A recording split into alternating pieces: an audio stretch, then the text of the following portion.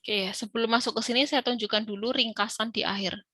Nih ya, jadi kalau teman-teman mau tahu bedanya pencatatan perpetual dan periodik itu kalian bisa lihat langsung di slide 67 dan 68. Ya, ini adalah perbandingan pencatatan inventory menggunakan perpetual dan menggunakan periodik. Untuk transaksi apa? Yang di sini semuanya adalah transaksi yang berkaitan dengan aktivitas pembelian. Ya, mulai dari kegiatan pembelian itu sendiri, ya, biaya angkut, ya, ongkir pembeliannya, ya, retur pembelian sama kalau ada kita membayar dengan diskon, ya, bayar hutang dengan diskon. Ya, kita dapat diskon pembelian. Ini bedanya perpetual dengan periodik. Nah, sekarang kita bahas dulu yang ini, yang tadi saya sempat singgung ya. Kalau yang ini apa? Ini sama juga perbedaan antara, oh ya, sorry, teman-teman udah kelihatan ya PDF-nya? Udah kelihatan? Tampilan PDF-nya sudah terlihat belum? Udah, Bu. Nah, ya. Oke, ini adalah tampilan perbedaan antara perpetual dengan periodik, tapi untuk berbagai aktivitas, berbagai transaksi dalam aktivitas penjualan. Ya, contohnya apa ya? Tadi aktivitas penjualan itu sendiri.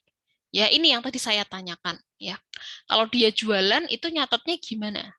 Pakai 4 akun, 1, 2, 3, 4.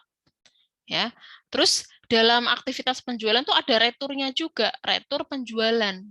Ini ada returnya juga di pembelian. Kalau ini berarti yang retur adalah kita sebagai pembeli, ya kita retur ke supplier gitu ya, kita beli barang, barangnya nggak cocok, kita kembalikan. Kalau yang ini retur penjualan, berarti yang retur siapa? Yang retur di sini. Kita atau customer?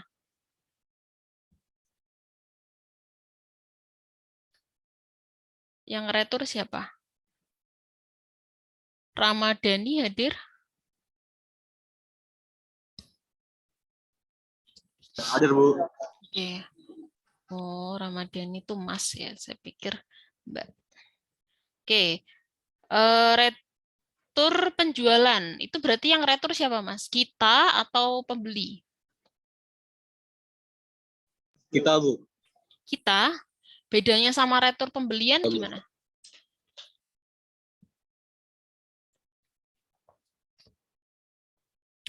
Bedanya sama retur yang di sini. Kalau pembelian mereka yang beli ya, karena mereka yang beli. Kebalik nggak?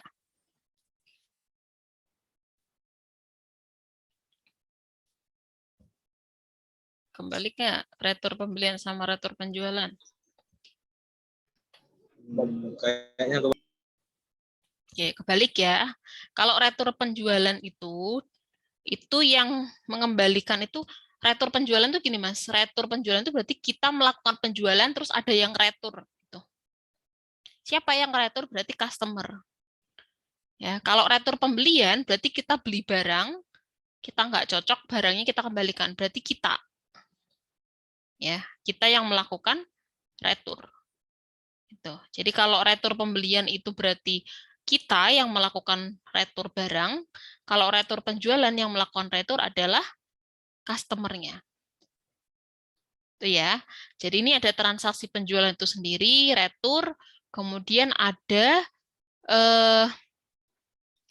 transaksi pemberian diskon ya. Jadi kita menerima cash ya dengan diskon gitu. Artinya kita memberikan diskon penjualan. Ya, diskon penjualan itu juga beda ya dengan diskon penjualan. Artinya sebenarnya itu sama tapi dilihat dari dua sudut pandang yang berbeda. Kalau diskon penjualan berarti kita sebagai penjual yang memberikan diskon ke customer. Ya, buat customer itu adalah diskon pembelian. Buat kita itu adalah diskon penjualan.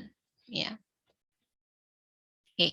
Nah, sekarang kita lihat di sini. Ini transaksi penjualan. Tadi pertanyaan saya adalah kalau pakai perpetual, ini perpetual di sini, transaksinya penjualan itu kita nyatet pakai berapa akun?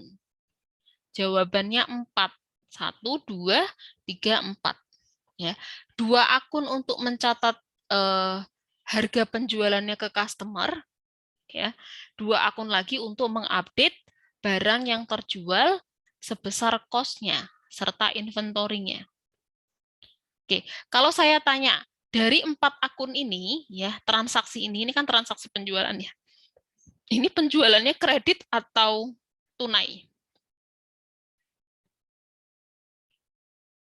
Rahel Monica?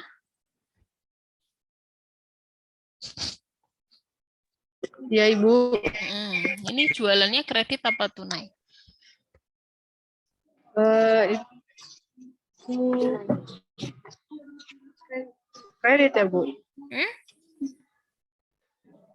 Kredit. Kredit, kenapa kredit? Karena receivable ya, Bu. Piutang memberikan Oke. utang Ya. ke pembeli. Kalau tunai Gitu, berarti kredit. gimana, Mbak? Yang diganti apanya? Kalau transaksinya ini penjualan tunai, yang berubah akun apa? Kalau tunai yang bergerak berarti itu sales revenue ya, Bu? Kalau ini transaksinya penjualan tunai, yang berubah akun yang mana? Ke receivable-nya. Berubah jadi apa? Berubah jadi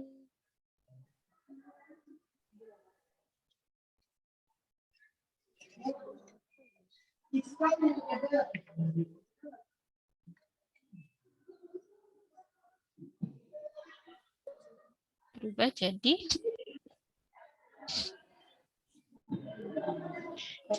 apa? Prok. Apa, Mbak? cash ya, Bu, cash. Cash? Yakin? Yakin, Bu. Yakin. Ya, harus yakin lah. Kalau betul tuh harus yakin. Gitu ya. Ini kalau jawabannya tadi tunai, Anda tak suruh buka catatan lagi. Di sini sebenarnya udah jelas ya, on credit ya di sini. Tapi cuma tadi saya iseng aja nanya ini transaksinya transaksi apa. Oh, Anda jawab kredit dan kebetulan alasannya juga betul, ada piutangnya, betul. Nah, saya tanya, kalau transaksinya tunai yang berubah apa nih? Ya, piutangnya jadi apa? Cash ya, betul lagi. Oke, ya terima kasih Mbak Rahel. Oke, jadi apa namanya? Ini ya, piutang. Oke. Jadi di sini ada 2 nominal ya. Teman-teman pasti harusnya masih ingat ya. 2 nominal ini bedanya adalah yang 3.800 ini adalah harga yang dikenakan ke customer ya. Jadi kalau perusahaan itu ya jualan di sini nominalnya 3.800, maka cash atau piutang ya atau pendapatan yang diterima adalah 3.800-nya. Nah, 2.400 ini menunjukkan apa? Ya, 2.400 ini menunjukkan besaran barang yang terjual sebesar cost-nya. Ya, jadi dia dulu belinya ya sebelum dijual itu dia beli dengan harga 2.400. Ya, ketika dia mau jual dia jual 3.800. Maka di sini ada selisih. Ya, selisihnya sebagai apa? Keuntungan ya, profitnya tadi. Ya, bukan profit yang di income statement ya, tapi laba penjualan gitu ya, keuntungan penjualan. Nah, tapi di sini kita belum ngomongin keuntungan penjualan ya, tapi di sini intinya kita mencatat transaksi penjualan. Nah, di sini muncul ya, kita mengupdate COGS-nya. COGS-nya terupdate, inventorinya juga terupdate. Inventorinya berkurang 2.400, ya barang yang terjual bertambah 2.400 ya, nilainya tercatat 2.400. Gitu ya. Maka menggunakan perpetual, setiap kali ada transaksi penjualan ya, itu COGS-nya terupdate, inventornya juga terupdate. Jadi kita tahu nih, oh misal ya, saldo sebelum ada apa namanya? Penjualan, inventorinya itu punya nominal 5.000 ya. Maka kalau sudah ada penjualan kan inventorinya berkurang nih di kredit sebesar 2.400. Ya, kita tahu ya. Maka kita tahu berapa inventory on hand-nya di perusahaan.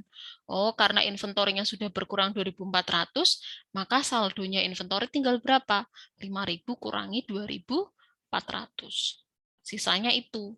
Kita bisa langsung tahu ya, terupdate detail gitu. Sedangkan kalau pakai periodik gimana? Lihat ya, dia hanya mencatat transaksi penjualan ke customer-nya saja. Ya, piutang pada sales revenue. COG sama inventory-nya gimana? Nggak dicatat. Kenapa? Ya emang gitu. Dia nyatatnya nanti di akhir periode akuntansi. Sama juga kalau ada retur ya. Retur kalau pakai perpetual ya dia juga akan mencatat ininya ya. Jadi retur itu kebalikannya transaksi penjualan ya kalau untuk metode perpetual. Nah, jadi dia juga mengembalikan inventory sama COGS-nya ya. Kalau di periodik nggak ada nih pencatatannya. Dia hanya mencatat sales returns and allowance sama account receivable. Nah, untuk yang diskon penjualan, jadi misalnya kita menerima diskon, ya menerima cash ya atas penjualan dan kita memberikan diskon penjualan ke customer, itu kebetulan jurnalnya sama, ya baik yang perpetual maupun yang periodik. Nah, untuk yang transaksi pembelian gimana? Nah, yang untuk transaksi pembelian ini ada sedikit yang berbeda ya di perpetual dan periodik. Gitu. Jadi kalau yang di perpetual itu dicatatnya pada akun inventory, di periodik dia menggunakan akun yang lain. Misal, ya teman-teman ingat kan yang kemarin kita pelajari kan ini ya, yang sudah kita pelajari kemarin di awal sampai dikuiskan itu kan yang metode perpetual. Kita mau transaksi pembelian kredit, ya maka ketika mencatat transaksi pembelian kredit yang akan kita catat adalah pertama kali accounts payable-nya ya. Accounts payable-nya nambah di kredit ya, inventory-nya bertambah karena kita beli. Ya, inventory nambah di debit. Kita mencatat inventory lagi karena pakai perpetual kita ngupdate ya inventory-nya nambah. Tapi kalau pakai periodik ternyata inventory ini akan dicatat pada akun purchase. Ya, akun pembelian. Di sini tidak ada pengupdatean inventory. Terus kalau mencatat ini biaya ongkir beli ya, ongkir pembelian atau freight cost biaya angkutnya. Kemarin teman-teman masih ingat ya, kalau pada metode perpetual ya segala bentuk pengeluaran atau effort ya menggunakan metode perpetual itu semuanya dicatat pada akun inventory karena itu bagian satu keseluruhan ya, satu bagian untuk memperoleh inventory itu gitu ya. Kalau ada kos-kos yang dikeluarkan untuk bayar ongkir ya, kemudian untuk tadi kalau ada retur itu akan mempengaruhi akun inventory. Nah, kalau di periodik itu langsung akan dicatat pada akun freight in ya, bukan inventory. Terus kalau ada retur gimana? Ya kalau ada retur pembelian ya karena kita melakukan retur, yang retur berapa? Yang retur siapa? Kita. Ya, pakai metode perpetual berarti akan mempengaruhi inventory-nya. Ya, inventory-nya berkurang. Ya, langsung mengupdate lagi yang tadinya kita beli di sini, inventory-nya jadi nambah karena ada retur, maka inventory kita diupdate lagi berkurang. Ya, kalau pakai periodik gimana? Returnya dicatat pada akun purchase, returns, and allowance. Ya, begitu juga kalau kita melakukan pembayaran hutang ya pakai diskon. Ya, kalau di perpetual ya diskonnya itu ya dicatat pada akun inventory. Kalau pakai periodik dicatat pada akun purchase diskon. Itu ya. Oke, silahkan Mbak Nana. Ini ya.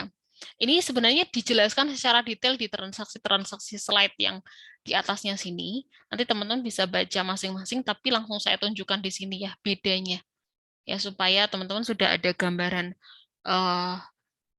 overview-nya dulu gitu ya tentang perbedaan perpetual dengan periodik untuk transaksi pembelian ya. Ini semuanya transaksi pembelian dan transaksi penjualan. Oke, nah sekarang saya kembalikan ke sini sedikit lagi ya. ini adalah dasar ya formula untuk menghitung COGS menggunakan periodic system ya. Jadi cost of goods sold ya, harga pokok penjualan. Ya, jadi nanti teman-teman akan mengetahui ada dua jenis istilah ya, itu namanya sama, singkatannya sama kalau di kontrak perkuliahan ya. Nih ya. Oh, di sini ada nggak ya?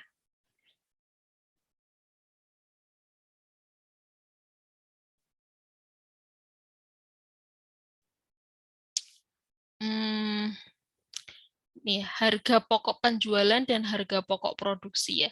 Kalau yang ini adalah harga pokok penjualan ya, COGS, cost of goods sold ya.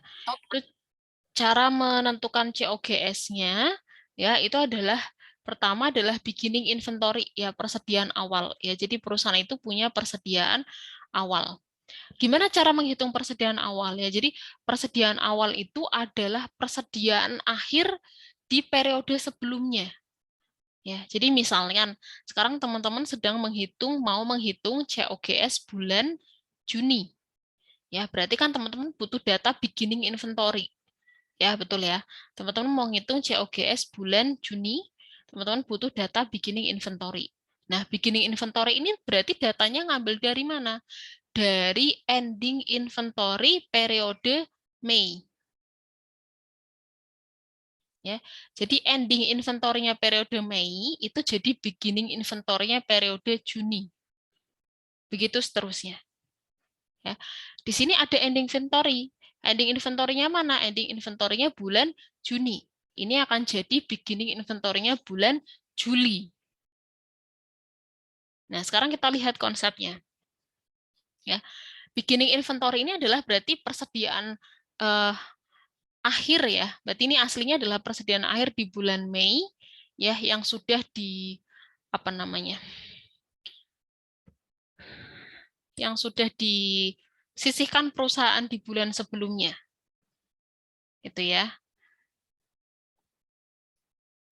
Kemudian ditambahkan di sini ya beginning inventory, kemudian ditambah oleh pembelian. Ya, ini kita singkat pembelian gitu aja, nggak apa-apa ya. Ditambah pembelian yang khusus, kan ini kita mau ngitung inventory ya, COGS. Ya, jadi ditambah oleh pembelian yang dibeli di bulan Juni. Karena ini kita mau ngitung COGS-nya bulan Juni.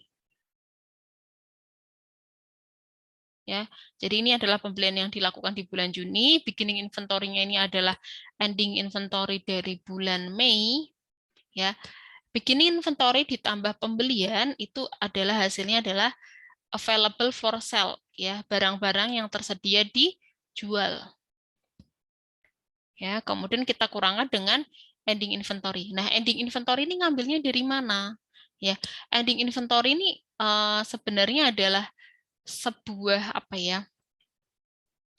Jumlah inventory yang sudah kita tentukan gitu ya, yang kita sisihkan ya, disisihkan oleh perusahaan untuk tetap ada, stay, di keep gitu ya, di keep di perusahaan untuk sebagai persediaan akhir gitu ya. Jadi biasanya perusahaan itu kalau beli sesuatu dan akan dijual, itu enggak semuanya dijual teman-teman ya. Pasti mereka akan menyisihkan sejumlah tertentu inventory ya untuk di-keep sebagai ending inventory ya.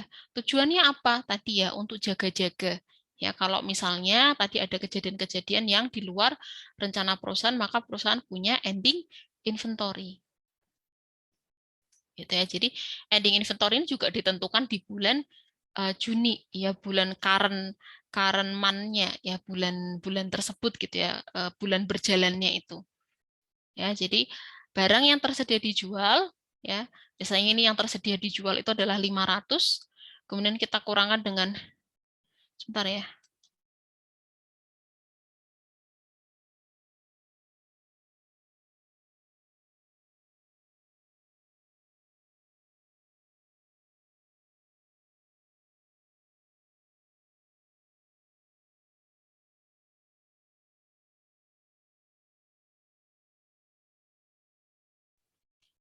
Kita kurangkan dengan ending inventory yang perusahaan inginkan.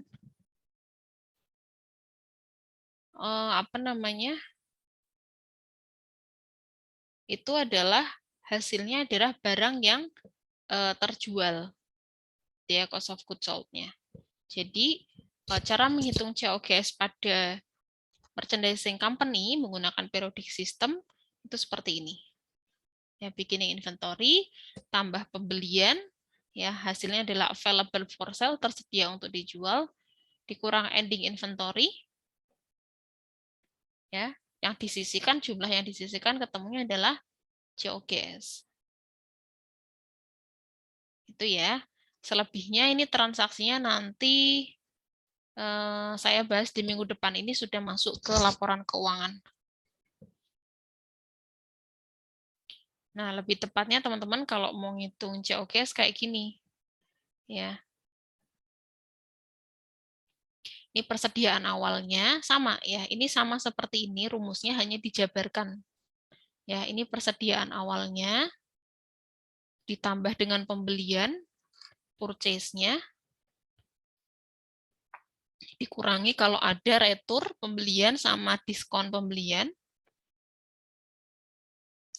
ya, ditambah dengan freight in, biaya angkut, ya. Kemudian hasilnya adalah available for sale, dikurangi persediaan akhir yang disisihkan, ketemunya adalah COGS. Ini nanti saya jelaskan lebih detail di minggu depan di bagian penyusunan laporan keuangan ya.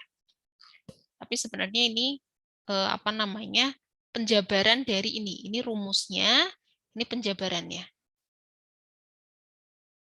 Gitu ya. Oke, ada yang mau ditanyakan dulu untuk materi kali ini?